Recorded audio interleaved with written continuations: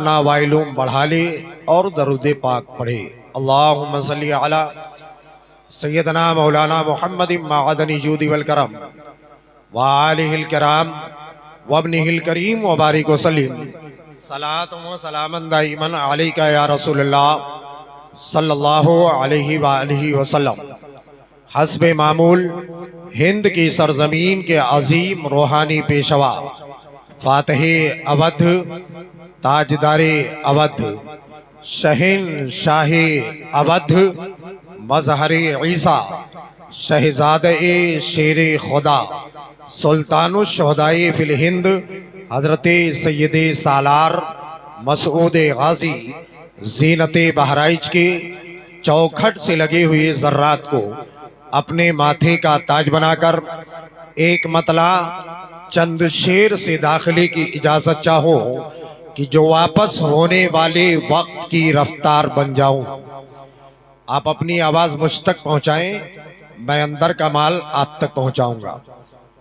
बस शर्त यह है कि जो मैंने टाइम लिया है उसी पर गुफ्तगू करूंगा कि जो वापस होने वाले वक्त की रफ्तार बन जाऊं तो 1400 बरस पहले का एक शाहकार बन जाऊं और उड़ा ली खाक दुनिया की, मगर अब तो ये ख्वाहिश है मदीने के हवाओं के गले का हार बन जाऊं और मेरी आंखों को कोई आकाश ईंटों की तरह चुन दे, पहुंचकर आपकी दहलीज पर दीवार बन जाओ, पहुंचकर आपकी दहलीज पर दीवार बन जाओ। शायर ने बड़े ही बेहतरीन अंदाज में अजमते मदीना, कौनैन के ताजदार की मुकद्दस सरजमीन की अजमतो शान को बयान करते हुए अपने शेर के पैराए में कौम को पैगाम दिया। वो मदीना जिस मदीने में आराम फरमाने वाले आका, आखिरी पैगंबर, लास्ट अवतार, आखिरी रिफार्मर जनाबे मोहम्मद रसूलुल्लाह सल्लल्लाहु अलैहि वसल्लम की ज़ात पाक है, जिनकी मदहा सराई आपने एक के बाद दिगरे तमाम तर मद्दाहाने रसूले अनाम के जुबानी समाअत कर ली। वो मदीना जहाँ पर कौनैन के ताजदार आराम कर रहे हैं, उस सरजमीन की अजमत को पूछना है तो आओ मैं आपको दो आबा के इमाम से ना पूछवा करके इंडिया के किसी और इमाम के पास ना ले जा करके बल्कि इश्क के इमाम की बारगाह में ले चलता हो, जिसे दुनिया इमाम अहमद रजा खान फाजले बरेलवी कहती है। जब बरेली के ताजदार की बारगाह में जानू ये अदब तय किया गया और पूछा गया, ए बरेली के सरजमीन से इश्क रिसालत का डंका बजाने वाली शख्सियत ए सैयदी सरकार आला हजरत इमाम अहमद रजा खान, ये बताइए मदीने की अजमत क्या है?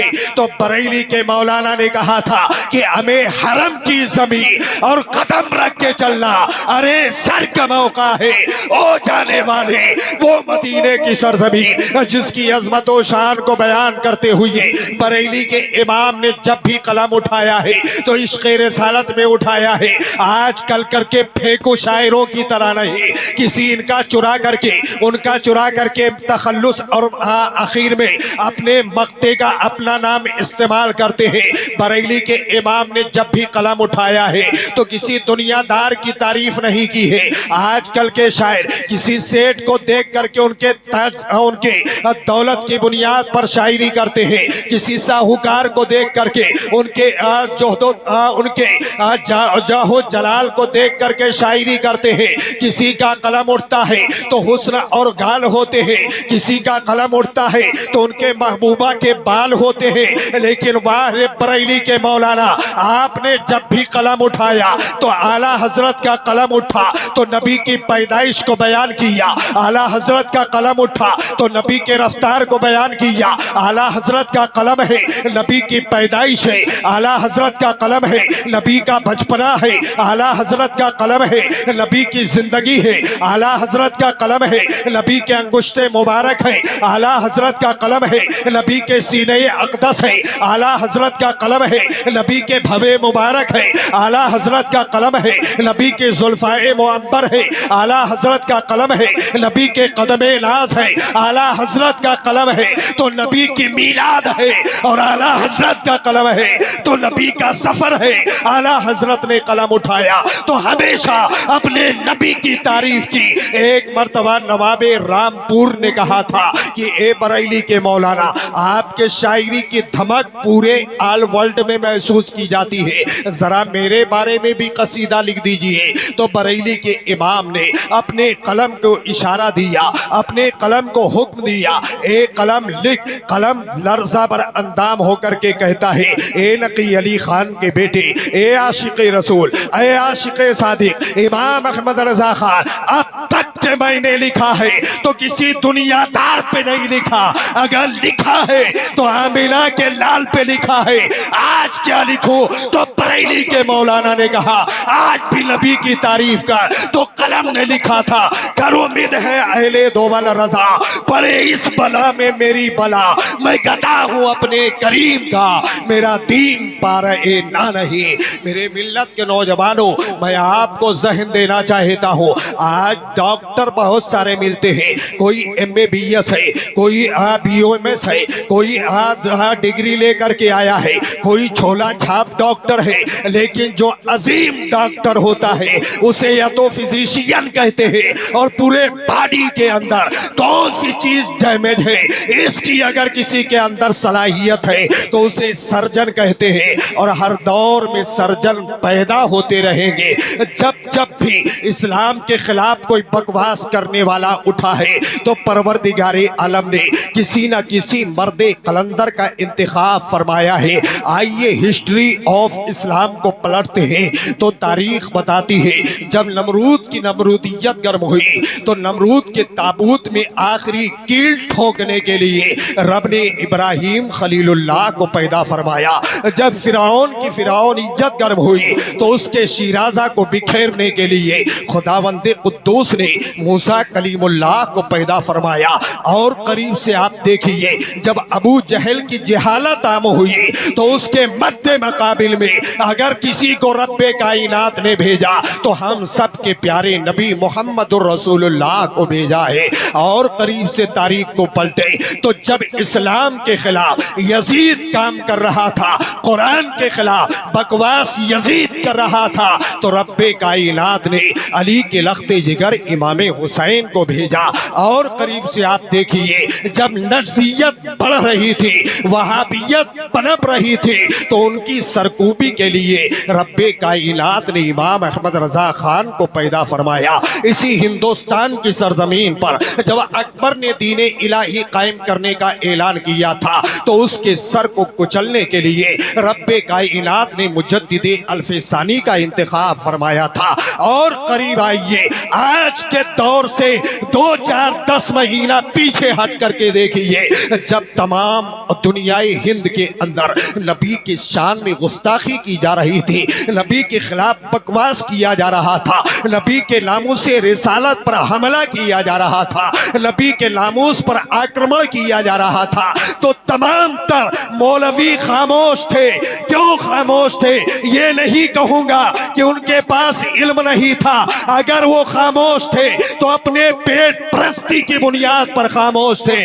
उन जालिमों का मुकाबला करने के लिए अगर रब ने किसी का इंतखाब फरमाया तो उसी मर्दे कलंदर को सलमाने अजहरी कहा जाता है। और आज के दौर में इन गवैयों का मुंह तोड़ जवाब देने के लिए अगर कोई मर्दे मुजाहिद मैदान अमल में आया है तो उसे दुनिया मुफ्ती शहरयार खान कहती है।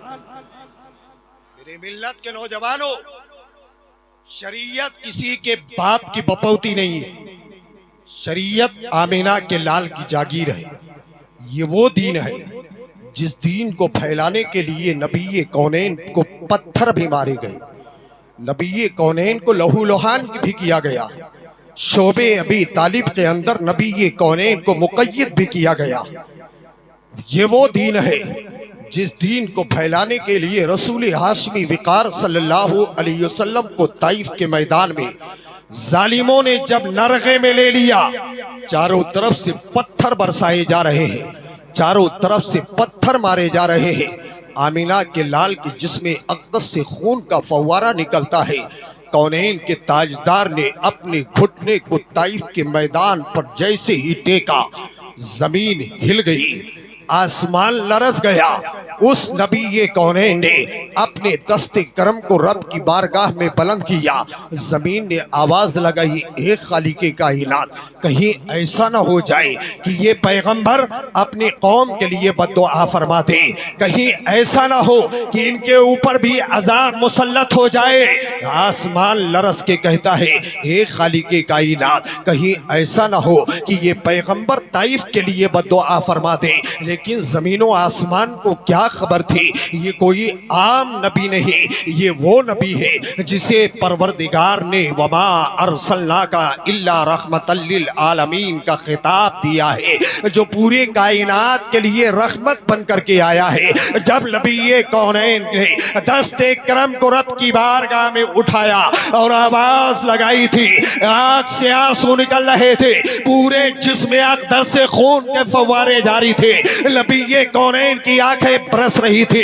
लेकिन दुआ किया नबी ने तो ये कहा था, ए रब्बे कायनात, ये कौम मुझे नहीं पहचानती है, इसे पहचानने की सलाहियत दे दे। जिस दिन ये पहचान जाएगी, अपना दिलो जान मेरे कदमों में कुर्बान कर देगी। मेरे मिल्लत के नौजवानों, उस नबी ये कौनैन का सदका है कि आज कायनात के अंदर हम और आप सांस ले रहे हैं। उसी नबी ये कौनैन के सदक़े में रब ने हमें ज़िंदगी अता फरमाई है, हमें बाप बनाया है, हमें औलादें दी है, चाहे वो बच्चे की शक्ल में हो, चाहे बच्ची की शक्ल में हो। ये अल्लाह की नेमत है। पूछो उनसे जिनको खुदावंद कुद्दूस ने कोई औलादें नहीं दी है, दर दर के ठोकरें खाते हैं, मज़ारात पे जाते हैं, दुआएं मांगते हैं, ए परवरदिगार मुझे औलाद दे दे। लेकिन आज खुशनसीब है हम और आप कि परवरदिगार ने हमें औलादे साले अता फरमाया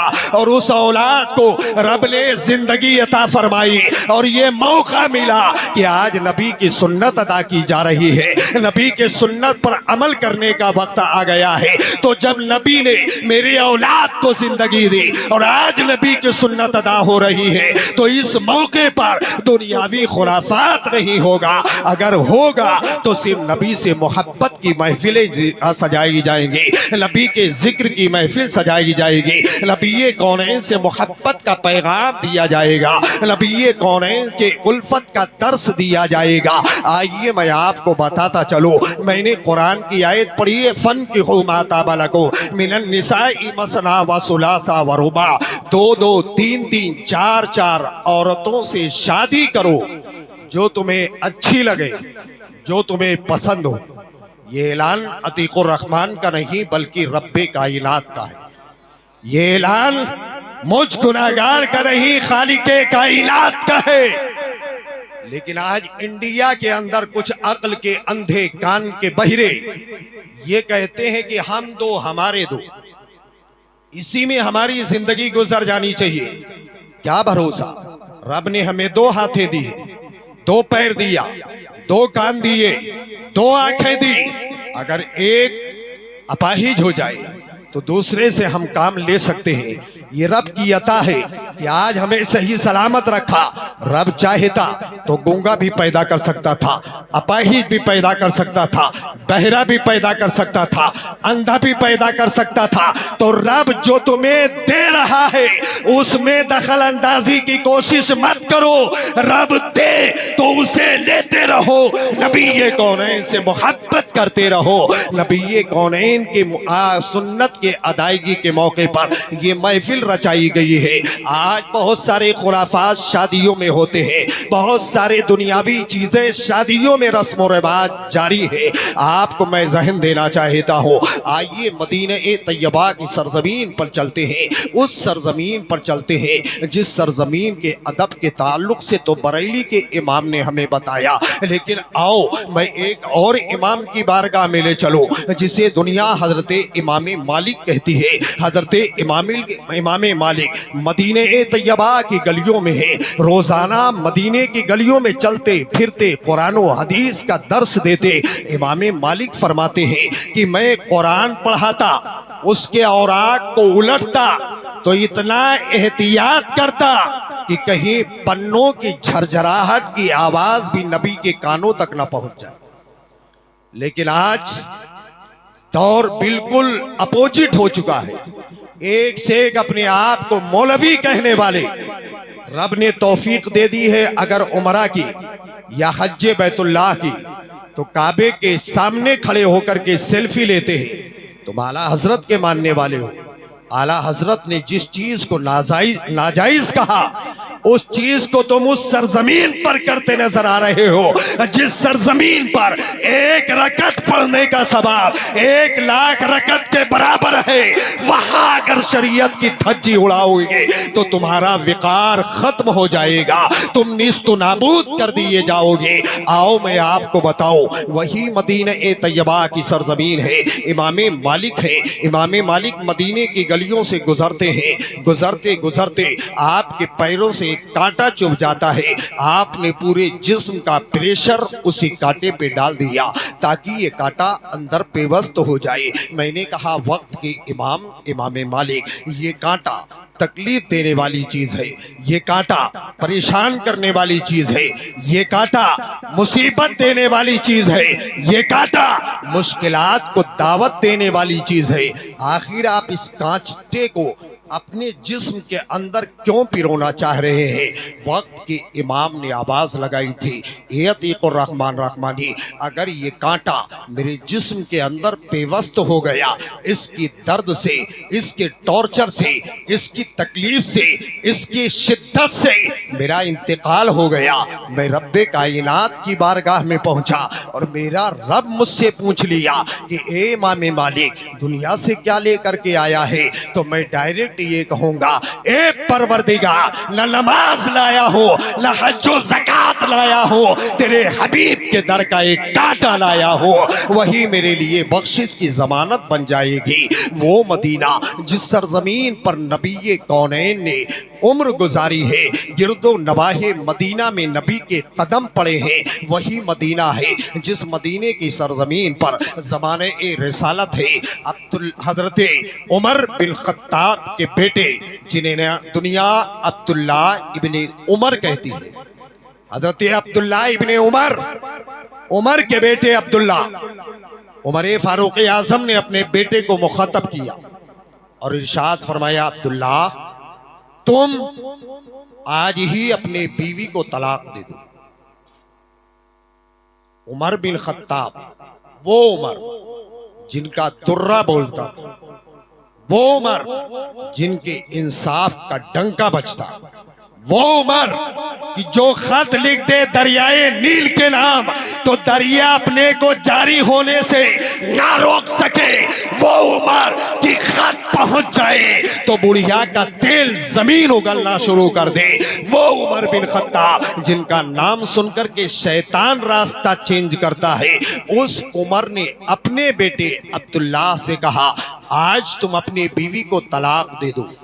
इतना सुनना था कि अब्दुल्ला बेचैन हो गए, बेकरार हो गए, आंख में आंसुओं के सैलाब, बाप से कोई क्वेश्चन नहीं, कोई बहसो मुबाहिसा नहीं, दौड़े दौड़े चले। कहा दोनों आलम के मालिक व मुख्तार की बारगाह में, नबी कौनैन की बारगाह में सहाबा तशरीफ फरमा है। उमर के बेटे अब्दुल्ला हाजिर हुए, अदब के दायरे में बैठ गए बारगाह रिसालत माआब में। आका की निगाह नाज उठी, आका ने इरशाद फरमाया, अब्दुल्ला कैसे आना हुआ? अर्ज किया, या रसूलल्लाह हाजिरी की सआदत हासिल करने के लिए आ गया हूं, लेकिन नबी के इल्मे गैब से कोई चीज पोशीदा नहीं। आज वो और हैं जो हाफ पैंट पहन करके कहते हैं कि नबी को पीठ के पीछे का इल्म नहीं। बरेली के इमाम ने तो बहुत पहले फरमा दिया था कि और कोई गैब क्या, तुमसे नेहा हो भला जब ना खुदा ही छुपा, तुम पे करोड़ों दुरूद। उस नबी की बारगाह में अब्दुल्ला इब्ने उमर आए हैं, निगाहे नबुव्वत ने चेहरे को पढ़ लिया। इरशाद फरमाया, अब्दुल्ला कैसे आना हुआ? अर्ज किया, या रसूल अल्लाह, मेरे माँ बाप आपके कदमों पे कुर्बान, कुछ जहन में सवाल लेकर के आया हूँ। आका ने इरशाद फरमाया, अब्दुल्ला कहो। हजरत उमर के बेटे अब्दुल्ला इब्ने उमर ने कहा, या रसूल अल्लाह, आज मेरे बाप ने मुझसे कहा है कि तुम अपने बीवी को तलाक दे दो। इतना सुनना था कि आका को जलाल आ गया, कौनैन के ताजदार की आंखें बरसने लगी। इरशाद फरमाते, अब्दुल्ला क्या तुम्हारी बीवी नमाज नहीं पढ़ती? या रसूल अल्लाह पढ़ती है। क्या तुम्हारी बीवी रोजा नहीं रखती? या रसूल अल्लाह रखती है। क्या तुम्हारी बीवी अरकाने इस्लाम की अदायगी नहीं करती? कहा, या रसूल अल्लाह करती है। क्या तुम्हारी बीवी तुम्हारी खिदमत नहीं करती? कहा, या रसूल अल्लाह करती है। क्या तुम्हारी बीवी तुम्हारे माँ बाप की फरमाबरदारी नहीं करती? कहा, या रसूल अल्लाह दिलो जान से करती है। इतना सुनना था कि आकाए कौनैन ने इरशाद फरमाया, ए अब्दुल्ला, जब तुम्हारी बीवी नमाज भी पढ़ती है, तुम्हारी बीवी रोजा भी रखती है, तुम्हारी बीवी इबादत भी करती है, तुम्हारी बीवी तिलावत भी करती है, तुम्हारी बीवी अरकाने इस्लाम की अदायगी भी करती है, तुम्हारी बीवी तुम्हारे माँ बाप की खिदमत भी करती है, फिर तुम्हारे बाप उमर ने तलाक देने का हुक्म क्यों कह दिया? इतना कहना था। आकाए कौनैन ने एक साहबी रसूल को भेजा, जाओ खत्ताब के बेटे उमर को बुला करके ले आओ। वो दौड़े दौड़े गए और उमरे फारूक आजम को बुला करके बारगाहे रिसालत में लेकर के आए। अंजुमन सहाबा की लगी है, आका तशरीफ फरमा है, खत्ताब का बेटा उमर आया है, निगाहें नीची है, अदब से आकर के कहते हैं, लब्बैक या रसूल अल्लाह, लब्बैक या रसूल अल्लाह, या रसूल अल्लाह मैं हाजिर हूँ। आका इरशाद फरमाते हैं, ए उमर, आज तुमने अपने बेटे को ये क्यों हुक्म दे दिया कि वो अपनी बीवी और तुम्हारी बहू को तलाक दे दे? क्या तुम्हारी बहू नमाज नहीं पढ़ती? कहा, या रसूलल्लाह पढ़ती है। कहा, रोजा नहीं रखती? कहा, रखती है। कहा, अरकाने इस्लाम की अदायगी नहीं करती? कहा, करती है। कहा, तिलावत नहीं करती? कहा, करती है। आपकी खिदमत नहीं करती? करती है। इतना सुनना था। आका इरशाद फरमाते हैं, उमर फिर तुमने तलाक का हुक्म क्यों दे दिया? इतना सुनना था कि उमर बिन खत्ताब की आंखें बरसने लगी। लर्जा बरंदाम होकर के उमरे फारूक आजम ने अर्ज किया, या रसूल अल्लाह, फिदा का अभी व उम्मी, मेरे माँ बाप आपके कदमों पे कुर्बान। या रसूल अल्लाह, जब से अब्दुल्ला की शादी हुई है, मैं देख रहा हूँ कि आपकी बारगाह में हाजिरी कम हो गई है, इसलिए मैंने हुक्म दिया कि बीवी को तलाक दे दे, ताकि हम वक्त आपकी बारगाह में हाजिरी दिया करे। ये इश्क़ रसूल है, ये मोहब्बत रसूल है, ये उल्फत रसूल है। इतना सुनना था। आका ने इस इरशाद फरमाया, अब्दुल्ला, तुम अपनी बीवी को एक तलाक दे दो ताकि तुम्हारे बाप के हुक्म की तकमील भी हो जाए, और रुजू कर लो ताकि वो तुम्हारी बीवी भी बरकरार रह जाए। शरीयत वो है जो हर तरीके से सहूलियत देती है। अरे मेरे मिल्लत के नौजवानों, आज ये शादी की महफिल है, आपको मैं जहन देना चाहता हूँ, गालिबन मेरा वक्त हो चुका है कि नहीं? मरने का नहीं, तकरीर खत्म करने का वक्त हो चुका है शायद। और मैं भी देख रहा हूं कि कहीं ऐसा ना हो कि 2-4-10 दिन पहले जो हादसा पूर्णिया बिहार में हुआ है वो हर जगह होने लगे। लिहाजा आप हमेशा इस चीज का ध्यान रखें। आखिरी बात मैं आपके गोश गुजार करके रुखसत होना चाहता हूं। आज की ये महफिल शादी की महफिल है। आपको एक पैगाम देना चाहता हूं, अल्लाह जब चाहता है, जिसे चाहता है, अपना बना लेता है। रब का जिस पर फजल होता है वो रब के लिए काम करता है, वो रब के लिए काम करता है। जैसे आपने एक नाम सुना होगा मखदूमी किछौछा का, वो जात जो सिमनान के सुल्तान रहे, लेकिन जब रब को राजी करने का इरादा किया तो सल्तनत को ठोकर मार दी और जंगल का रास्ता ले लिया। इसी तरीके से एक और बुजुर्ग गुजरे हैं जिन्हें दुनिया शुजाउद्दीन करमानी कहती है। शुजाउद्दीन करमानी, करमान की सरजमीन के सुल्तान। रब ने जब चाहा तो दिल में बात डाल दी। रात के सन्नाटे में ख्वाबे गफलत में सो रहे थे, आवाज आई कि तुम सल्तनत चलाने के लिए नहीं, दुनिया को राजी करने के लिए नहीं, रब ने जो इंसान को पैदा किया है उसमें एक मकसद है पैदाइश का। कुरान कहता है वमा खलक़तुल जिन्ना वल इंसा इल्ला लियअबुदून, मैंने इंसान और जिन्नात को अपनी इबादत के लिए पैदा किया। अब इबादत, नमाज इबादत, रोज़ा इबादत, हज इबादत, ज़कात इबादत, सदका इबादत, खैरात इबादत, यतीम की मदद करना इबादत, बेवाओं को सहारा देना इबादत, अंधे को रास्ता दिखाना इबादत, शादी करना इबादत, बच्चे पैदा करना भी इबादत। इबादत की बहुत सारी किस्में हैं। कदम कदम पर आदमी इबादत कर सकता है। अल्लाह के वली के दिल में जब ये बात आई तो उन्होंने फौरन सुबह उठते ही सल्तनत को खैराबाद कह दिया और जंगल की तरफ चलने लगे। जब जंगल की तरफ निकले, अभी चंद कदम बढ़े थे, इतने में अपने औलाद की याद आ गई।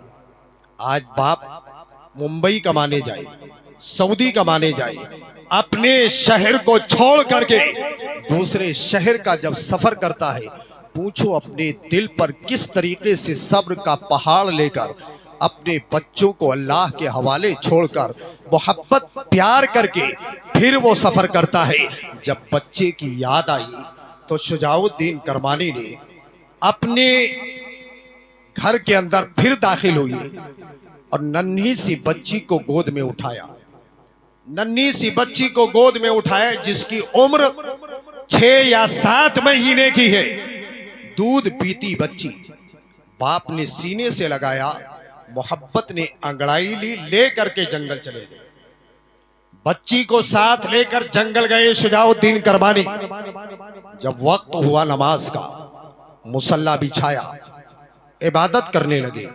दाहिनी तरफ नन्ही सी बच्ची को जमीन पर लेटा किया, रब की इबादत और परस्तिश में मशगूल हो गए।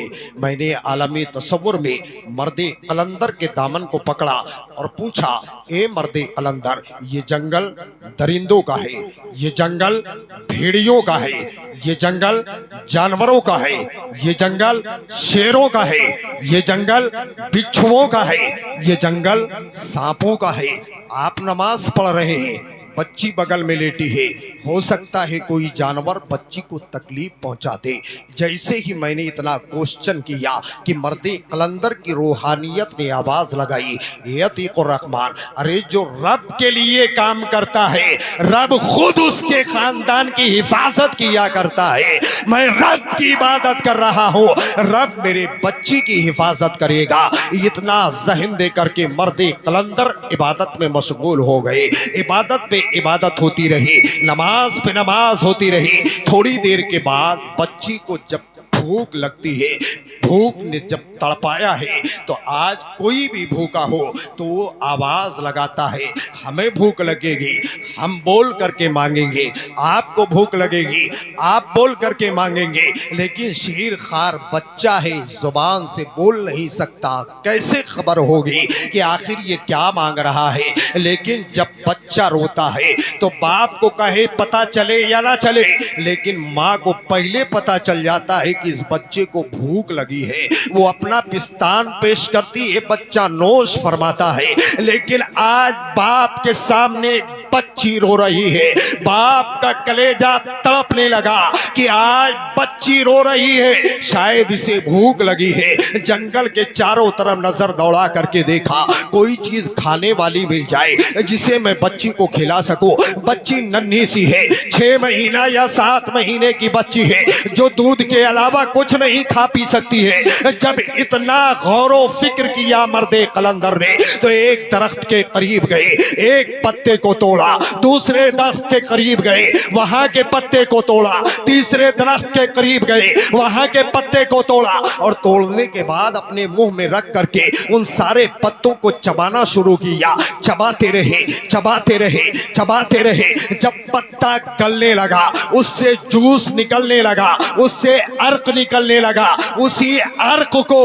मर्दे कलंदर ने अपने बच्ची के मुंह में डाल दिया। बच्ची के मुंह में वो अर्क पड़ना था कि बच्ची चटकारा लेती है और खामोश हो जाती है। मैंने कहा, ए मर्दे कलंदर, पत्ते मुख्तलिफ जायके के होते हैं। कोई पत्ता तीखा होता है, कोई पत्ता नमकीन होता है, कोई पत्ता फीका होता है, कोई पत्ते का जायका दूसरे किस्म का होता है, लज्जत अलग अलग होती है, टेस्ट अलग होता है। आखिर बच्ची को सुकून कैसे मिल गया? तो मर्दे कलंदर ने कहा था, ए अतीकुर रहमान रहमानी, क्या तुम्हें खबर नहीं है जिस तरीके से पत्ते अलग हैं, इसी तरीके से रब्बे कायनात ने फूल को भी मुख्तलिफ रंग दिए हैं। एक फूल लाल है, दूसरा पीला है, तीसरा सफेद है, चौथा बैगनी है। इस तरीके से मुख्तलिफ फूल है। जब उस पर एक मक्खी बैठती है, उसके अर्क को लेती है और लेकर के अपने घर की तरफ बढ़ती है, उड़ान भरती है, तो कोई और काम नहीं करती बल्कि आमिना के लाल पर दुरूद पढ़ती है। और जब दुरूद पढ़ती है तो दुरूद की बरकत से परवरदिगार उसमें मिठास पैदा कर देता है। मैं भी पत्ता चबा रहा था तो अपने नबी पर दुरूद पढ़ रहा था, आमिना के लाल पर दुरूद पढ़ रहा था। ए मर्दे कलंदर, तूने दुरूद पढ़ा तो पत्ता मीठा हो गया,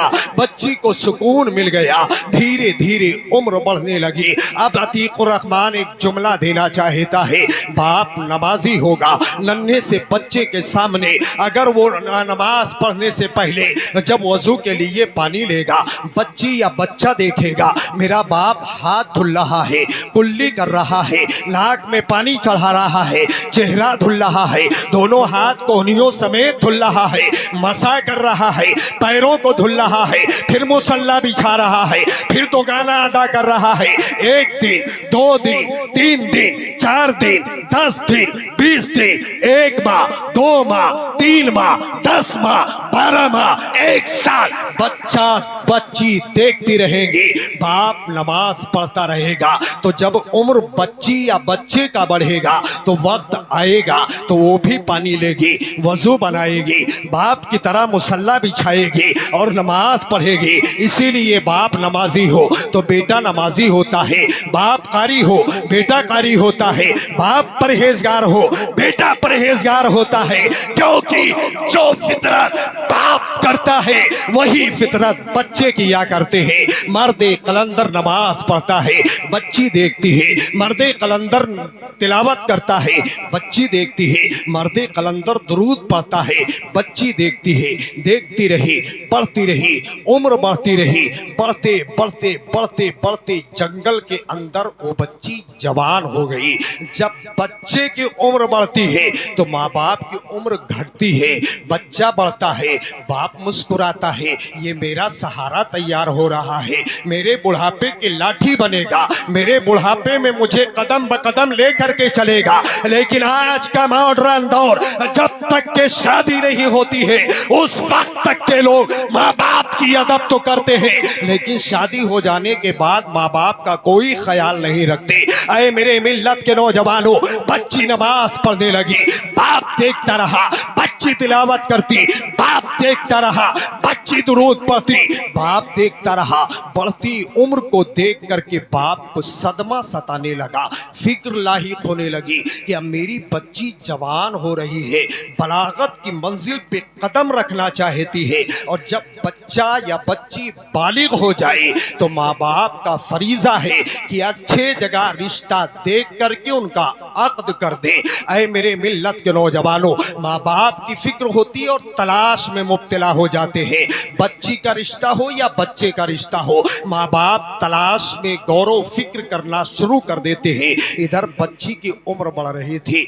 शुजाउद्दीन करमानी मर्दे कलंदर की धड़कन तेज हो रही थी कि बच्ची जवान हो रही है, जल्दी से लड़का तलाश किया जाए और इसका अक्द कर दिया जाए। तो वो मर्दे कलंदर दिन के उजाले में नहीं निकलता, आलीशान बिल्डिंग के दरवाजे पे नहीं जाता, किसी ताजिर के यहाँ दरवाजा नहीं खटखटाता, किसी साहूकार की दहलीज का भिखारी नहीं बनता, बल्कि जब निकलता है नमाजे इशा से फारिग होकर के रात के सन्नाटे में निकलता है।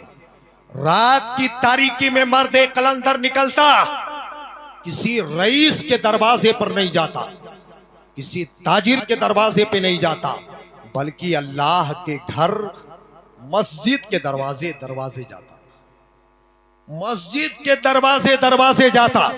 रोजाना का मामूल, रोज आता, तलाश करता, चला जाता। एक दिन मस्जिद के किनारे से गुजर रहा था कि मस्जिद से किसी के रोने की आवाज आती। रोने वाला इस अंदाज में रो रहा था, आवाज लगा रहा था, ए खालिके कायनात, मैं तेरा एक गुनाहगार बंदा हूं, ए मेरे माबूद, मेरी इबादतें इस काबिल नहीं कि तू कबूल फरमाए। ए खालिके कायनात, मेरी जिंदगी खताओं में डूबी हुई है, ए परवरदिगार, ये तेरी रहमत है कि मेरी इबादत कबूल कर ले और मुझे बख्श दे। रो रहा था और रब से फरियाद कर रहा था। मर्दे कलंदर गुजरता ही कानों से आवाज टकराई, ठहर गया।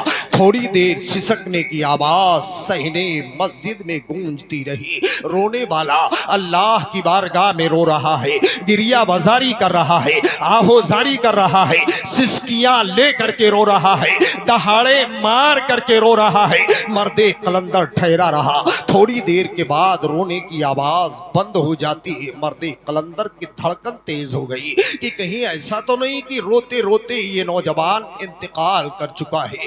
थोड़ी देर के बाद एक बेहतरीन सुरीली आवाज गूंजती है, अर्रहमानु अल्लमल कुरआन खलकल इंसान अल्लमहुल बयान। मर्दे कलंदर ठहरा रहा, वो सूरह रहमान पढ़ता रहा, ये सुनता रहा, वो पढ़ता रहा, ये सुनता रहा, और वो रोता रहा, ये सुनता रहा। थोड़ी देर के बाद आवाज तिलावत की भी बंद हो जाती है। फिर दिल धड़कने लगा, शायद अब क्या हो गया। इतने में फिर दुरूद की आवाज गूंजती है, अस्सलातु वस्सलामु अलैका या रसूल अल्लाह, अस्सलातु वस्सलामु अलैका या नबी अल्लाह। मर्दे कलंदर सुनता रहा। थोड़ी देर के बाद वो आवाज भी बंद हो जाती है। अब किसी के कदमों के चलने की आहट महसूस होने लगी। मर्दे कलंदर सुनता रहा। ढलने की आवाज आगे बढ़ती रही।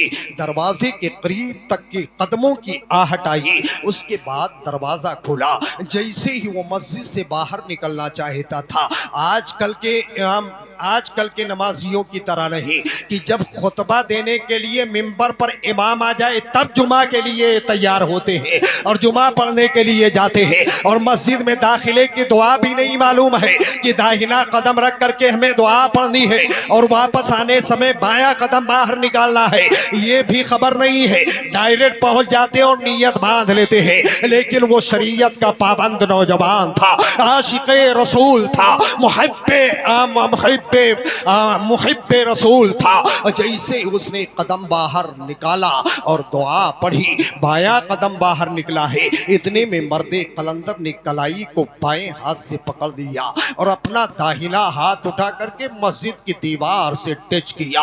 आवाज लगाई, ए खालिके कायनात, जिस दौलत की तलाश थी आज वो दौलत मिल गई,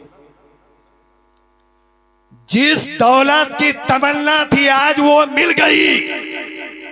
नौजवान ने कहा, बाबा मैं कोई दौलत नहीं, मेरे सर पे तो आसमान के अलावा कोई छत भी नहीं है, एक वक्त खा लेता हूं, दूसरे का बचा कर नहीं रखता, रब की जात पर तवक्कल रखता हूं, रब दूसरे टाइम का खुद इंतजाम करता है। कैसी दौलत की बात करते हो? मर्दे कलंदर ने कहा, बेटा आज मैं तुझे अपना दामाद और अपनी बेटी का शौहर बनाऊंगा। कहा, बाबा सोच लीजिए, समझ लीजिए, फिर फैसला लीजिए। कहा, नहीं, जिस दौलत की तमन्ना थी, आरजू थी, ख्वाहिश थी, आज रब ने वो अता कर दी है। यहाँ रिश्ता हो रहा है तो सिर्फ इबादत खुदाबंदी की बुनियाद पर हो रहा है। आज रिश्ते हो रहे हैं तो प्रॉपर्टी की बुनियाद पर हो रहे हैं, तजारत की बुनियाद पर हो रहे हैं, बैंक बैलेंस की बुनियाद पर हो रहे हैं। उसकी वाहिद वजह क्या है? उसकी वाहिद वजह ये है, जहेज का दौर चल रहा है, जिसका एक इंडिकेटर फ्यूज भी होता है, वो भी स्कॉर्पियो मांगता है। वो गया दाहिने या बाएं जाना है, ये भी नहीं समझ पाएगा कि दाहिना इंडिकेटर जल रहा है या बायां जल रहा है, वो भी अपाची मांग रहा है। ए इंटरनेशनल भिखारियों, अबे मांगना है तो दुनियादार से मत मांगना है तो आमिना के लाल से मां, जिसकी तर्जमानी बरेली के इमाम ने किया कि कौन देता है, देने को मुंह चाहिए, देने वाला है सच्चा हमारा नबी। आज शरीयत पर अमल करते हुए रिश्ता तय हो रहा है। मर्दे कलंदर ने कहा, मैं तुम्हें अपना दामाद बनाऊंगा। और जो सिर्फ दामाद बनाता है उसकी भी हैसियत क्या होती है, और जो दामाद की शक्ल में बेटा बनाता है उसकी पोजीशन क्या होती है। ये भी दो तरीके से आप समझिए। अगर आप बाप का प्यार देंगे तो वो बेटा बन के रहेगा, आप ससुर की तरह बर्ताव करेंगे तो वो दामाद बन के, चाहे बेटी हो या बेटा। मर्दे कलंदर ने कहा, मैं तुझे अपना बेटा बनाना चाहता हूं, अपने बेटी का शौहर बनाना चाहता हूं। कहा, सोच लीजिए। कहा, सोच लिया। लेकर के साथ में आए।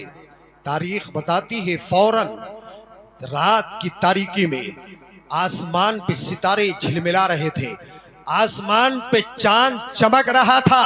रात में जब ये नौजवान पहुंचा तो देखा मर्दे कलंदर की बेटी सजदे में सर रख करके अपने रब को याद कर रही है, अपने पालनहार को खुश कर रही है।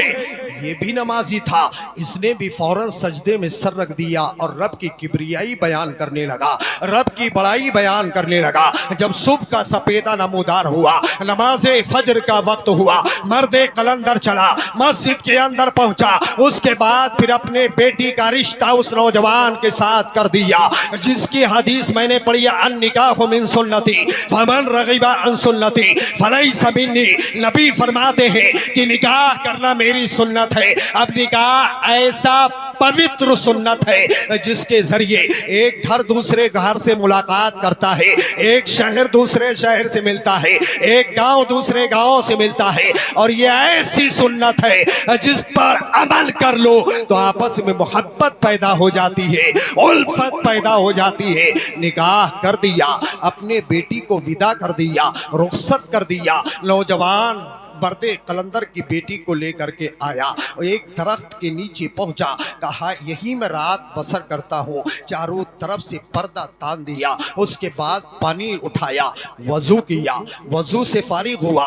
बेटी ने भी वजू किया, बीवी ने उसकी वजू किया, दोनों ने मुसल्ला बिछाया, इबादत करने लगे, नमाज पढ़ने लगे, कुरान उठाया, तिलावत करने लगे।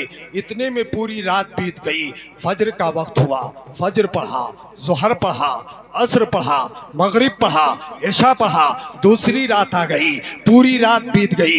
1 दिन, 2 दिन, 3 दिन, 10 दिन, 20 दिन, 25 दिन, 30 दिन, 35 दिन, 38 दिन, 39 दिन, 40 दिन का मुतवातिर कंटिन्यू इबादत में गुजरती है मियाँ बीवी की। वक्त आता है खाने का तो आधी रोटी सूखी तोड़ता है, पानी में डुबाता है। वो रोटी जब फूल जाती है आधा तोड़ता है, अपने बीवी को देता है और खुद बिस्मिल्लाहिर्रहमानिर्रहीम पढ़ करके तनाउल कर लेता है। पूरी तरीके से 40 दिन गुजर गए हैं। 40वें दिन बच्ची को अपने बाप की याद आती है, अपने शौहर से मुस्कुरा के कहती है, मेरे सरताज आज मुझे बाबा की याद आ रही है, मैं बाप से मुलाकात करना चाहती हूं।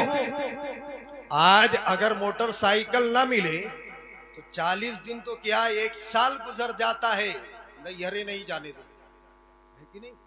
तेरे बाप ने हमें दिया क्या है, वैसे ही चली आई हो। लेकिन आओ 40 दिन के बाद जब बच्ची ने कहा आज बाबा की याद आ रही है, कहा तुम्हें बाबा की याद आ रही है तो मुझे भी बाबा की याद आ रही है, चलो आज दोनों अपने बाप से मुलाकात करेंगे। चल दिए, बीवी चली, शौहर चला, कदम बढ़ाते हुए आगे बढ़े, जंगल के अंदर पहुंचे। कुटिया के बाहर मर्दे कलंदर मौजूद था जो रब की किबरियाई बयान कर रहा था। सुबहान अल्लाह, अल्हम्दुलिल्लाह, अल्लाहु अकबर, किबरियाई बयान कर रहा है, बड़ाई बयान कर रहा है। इधर दोनों आ रहे हैं।